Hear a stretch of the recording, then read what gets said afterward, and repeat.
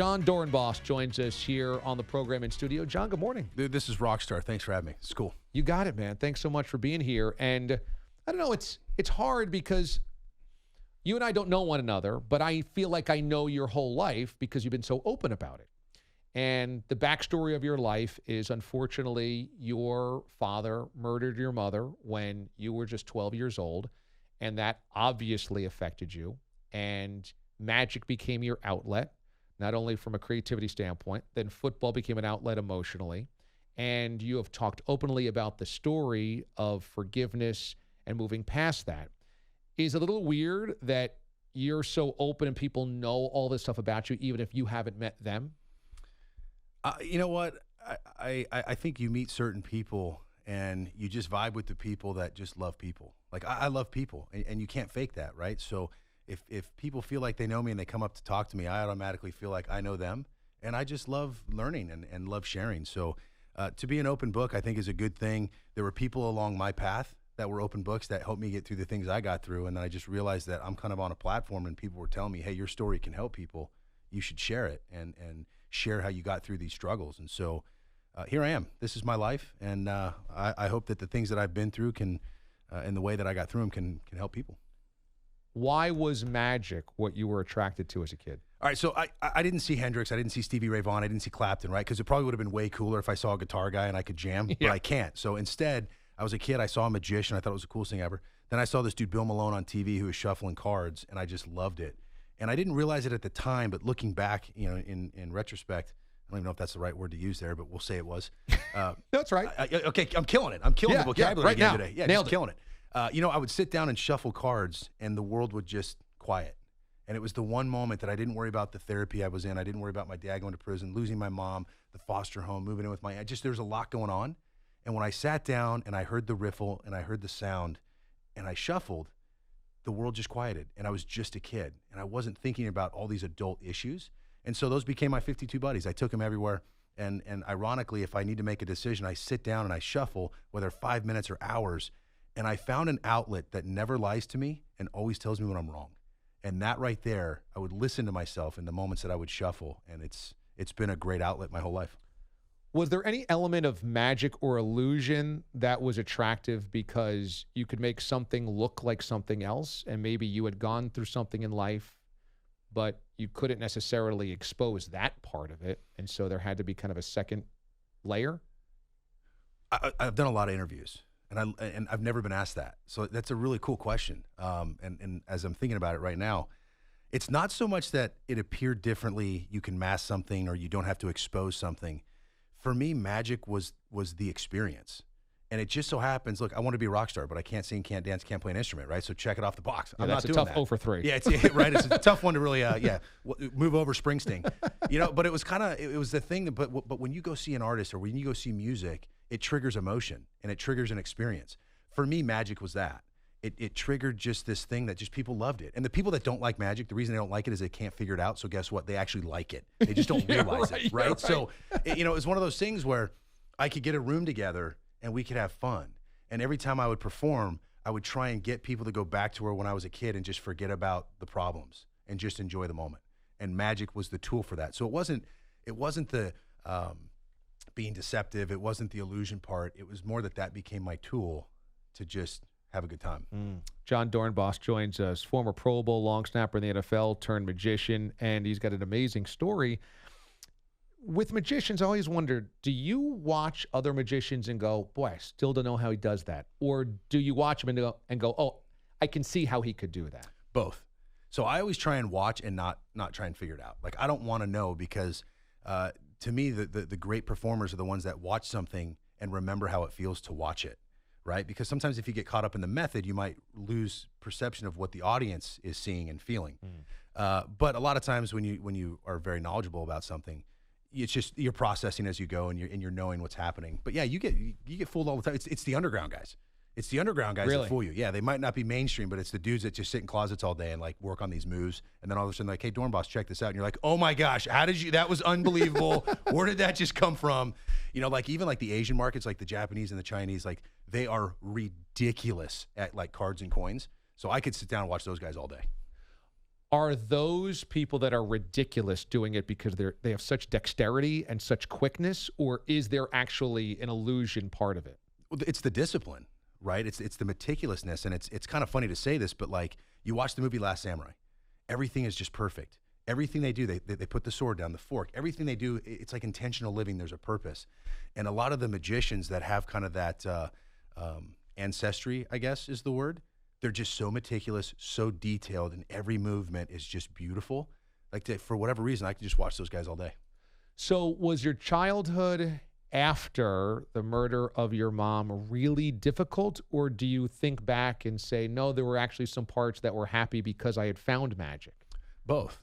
I mean, I was dealing with a really complicated, and I say both because I was at the age to where I was old enough to understand what's going on and learn. You know, I think if you're 5, 6, 7, you might not really remember a whole lot. But when you're becoming a teenager, the magnitude then sets in. And so emotionally, there's all kinds of stuff going on. And you got to think about that. You know, my dad, who's supposed to be my hero, the guy that's supposed to show me about trust and love and how to protect his family and provide, ultimately betrayed our family more than anybody. And so there's that dynamic of kind of, I wanted to get through that dysfunctionality that I didn't carry that over. And so the therapy for me taught me about forgiveness.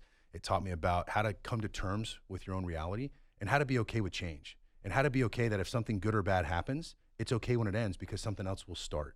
And that concept right there of being okay with change and being okay with winning and losing and moving on is something that I've taken with my entire life. And I think it's something that I can even credit playing football so long and just having an emotional clarity. Forgiveness is a really hard thing. It gets wrapped up into our ego of who's right, who's wrong. I was right. They were wrong. I shouldn't admit that I was potentially wrong for blaming them or whatever. Can I say something real quick? And I don't mean to interrupt, but you just nailed it right there. That was the difference in the moment that changed my life.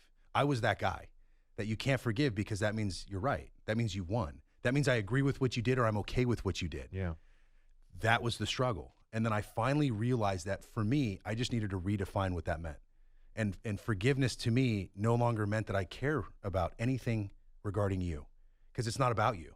So my dad wasn't in my life for years, right? I mean, he went to prison in 93, 92, and he was no longer in my life. So for 10 years, 15 years, why is this person affecting me? Had I forgiven him, do I even really need to see him to forgive him? Or is forgiveness now no longer about me being okay with what you did, me accepting what you did, but more or less me coming to terms with my reality and saying, you know what, I'm at peace with who I am. I'm at peace with my past. And I forgive you, Dad, for being lost.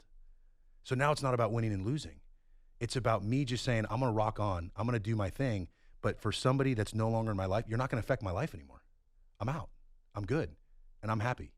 And I'm glad you said that because I learned that for me, it wasn't about winning and losing. It was about just being okay with where I'm at in life and where I'm going.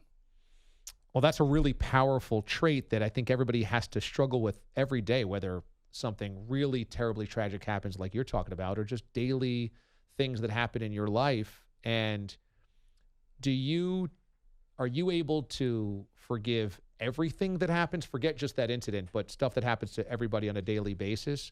Or do you still have to catch yourself and go, oh, wait, I'm resenting that or I'm blaming that person and I should let go of that? Or is that a switch that flips throughout your entire body and now you don't have to worry about that with any circumstance? No, it's every day. And I think every day there's things that happen that you something doesn't go your way, you become the victim, right? And then you get bitter and then all of a sudden you start resenting and then you start making excuses. But how long do you stay in that space? Is it minutes? Is it seconds? Is it years? So I try and get out of that as quick as I can and rewrite the narrative in my head on why things happen. You know, like a quick story. So I was a kid. My mom died. There was a necklace in her jewelry box. I got it. It fell off in the ocean. I was devastated, right? Wow. I was devastated. You were wearing it. I was 14 years old and it fell off. I was devastated. That was the first time I realized that if I rewrite the story, it's going to change the way I live. And I told myself I was never meant to have that necklace. I didn't lose it. It didn't fall off me. My mom wanted to go to Hawaii and she wanted to go to Australia and New Zealand and she wanted to go to Japan and all these places. So she hopped on a whale. And then that necklace went on a sea turtle and it just went around the world. And now I told my story that this necklace has been everywhere. So now anytime I see the ocean, there's my mom. I can talk to her. I don't need a cemetery. I don't need a grave site. Instead, the necklace was it. And so you rewrite little stories like that. And if you can find motivation in defeat, if you can find motivation in the worst things that happen to us, I think you're going to change the world. And I think you're going to live happier because the reality is life happens. It doesn't matter, right? It doesn't matter who it is, how much money you have, what color your skin is, your race, your religion, your language. It doesn't matter. We can all relate to that moment when life is just kicking us. That's life. So either we stand up and we say, I'm going to live in vision, not circumstance. Like, I'm going to change. This isn't happening to me. This is happening for me. Why? And how do I move on? Now, that's a really good quote. This is not happening to me. This is happening for me. It's amazing. That's a pretty empowering thought. It's amazing. So ultimately, I went and saw my dad for the first time in 27 years, 2 weeks before my daughter was born. This was about 5.5 months ago. And so you had not seen him since I haven't talked to him the or seen trial? him. Yeah. And you finally get 27 years, you said? Yeah, 26 years, 27 years. Okay. And I sit down and I have lunch with my dad. And I realized I'd never had lunch with my dad. Like, my friends growing up, they all, hey, you want to go meet my dad for lunch? Like, we're going to go have lunch. Okay, yeah. And so having lunch with my dad became a symbol of a relationship. So sure enough, I went and had lunch with him. We spent 5.5 hours together. And I approached it like I did a game when I played. And it was have a game plan and execute it. Stay on path. You're there to say 3 words. I forgive you. That's the purpose. It's not for validation. It's not for answers. It's not for reasons. So don't go down that path. So I was sat there at him, and there's times I would get heated up and I'd get emotional. I'd ask a question like, what happened? And, you know, it would go off and veer off in a direction, and he'd kind of go off on a tangent. And then I'd have to step back and say, that's not why I'm here. Stay on course. You're just here to have peace at your heart. So the reason I wanted to forgive him is I wanted to relive that relationship and think about every emotion I'd ever felt in that moment. Think about everything that him and I missed out on, how things could have been, how things should have been. And I wanted to try and find some sort of motivation in that moment that was going to motivate me to be a better father and a better husband than I even am today. And so again, I tried to, kind of follow my own words and say, hey, how can you find motivation in the worst thing that's ever happened to you? If you do that, then you're going to make this world a better place. How did you know the opening to when you were able to say, I forgive you? What were you looking for as the sign to say, okay, this is because you could walk into the room and say, I forgive you, but you wanted to have a conversation or some type of experience before you actually said it? Curiosity. It was strictly curiosity. Who are you? What do you look like?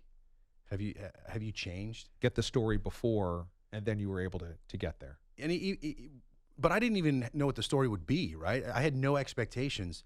And like I said, I wasn't expecting anything. Like and honestly, I didn't really get a whole lot. Like there was really no answer to what happened, and the conversation just wouldn't go there, which is fine. Because anytime I would say, hey, what happened or why, I just, he deflected a little bit and I just pulled back. It's okay, because I realized that's not why I'm here. And then after a couple hours, I realized I just had to fly out, and I said, you know what, dude, I hope you're doing good things because you're here, and I forgive you for being lost, and I forgive you for making a mistake. And I'm out. And that was that. My final question is going to be, and I wish we had 2 more hours on this, but was it hard being in football in the NFL for as long as you were, and finding people to connect to relate to talk to that were peers of yours? Because sometimes I wonder about really thoughtful, emotional people in the NFL and go, what you're kind of conditioned to be armored soldiers and kind of not talk about that stuff. And then I find I talk to a lot of former athletes or current players, and they're really thoughtful and they're really smart and they're really good guys. So I kind of wonder, did you feel alone in your process when you were playing? In the process at times, but to me the process is what are the steps that I take when I start falling into the bad, right? When I start falling into becoming a victim, how do I get out of it? So that's kind of like my own process. And in my book, I write about what that process is and how it got me out. But when it comes to people coming from dysfunctional homes, a lot of the league comes from dysfunctional homes. So there's automatically something to relate to. It's just a matter of chiseling away at that individual and getting into a thoughtful conversation to kind of probe and find out why this person is the way they are. Where do they come from? And so we would actually have a lot of really deep conversations about how people were grown up and the different environments. And, unfortunately, domestic violence was prevalent amongst the guys that I played with, and violence and gangs and all that stuff. So some of the best conversations I've ever had are with athletes that I would have never, ever thought about that. Jon Dorenbos joins us here on the show.